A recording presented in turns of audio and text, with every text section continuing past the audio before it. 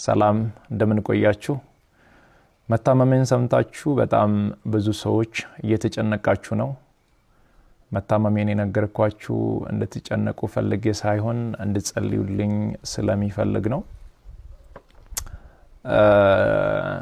በእርግጥ አዲስ ሚዲያ ኔትወርክ ጋር በነበረን ኢንተርቪው ቆይታ ጋዜጠኛው በድንገት ሲጠይቀኝ መታመሜን ነግራችኋለሁ።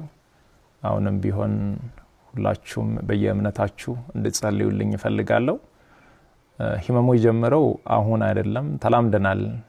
ዛሬ 1 ዓመት ከ5 ወር አካባቢ የሚሆን ይመስለኛል። ያኔ ጎፋ በመሬት ናዳ ምክንያት ወገኖቻችን በሞቱ ጊዜ ለማገዝ እዛ ነበርኩኝ። እዛ ታመምኩ። ከዛ በኋላ ህመሙ በዛው ነው የቀጠለው። እስካሁን ባለው የህክምና ክትትል እያደረኩ ነው። ቀጣይ ያለው የህክምና ሁኔታ በቅርቡ ከሀገር ውጪ ሄጄ በቂ ህክምና አደርጋለሁ።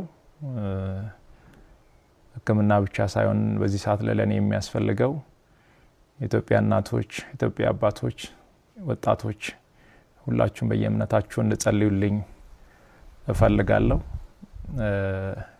እኔ ወደ ህክምናው እስከሚሄድ ድረስ የታመሙ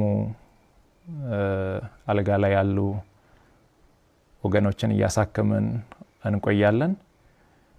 በመጨረሻም አንድ ማለት የሚፈልገው በዚህ ሰዓት ለኔ የሚያስፈልገኝ አንድ ነገር ብቻ ነው። አሁን ከሚነግራችሁ ነገር ውጪ ለኔ ምንም ነገር አያስፈልገኝም።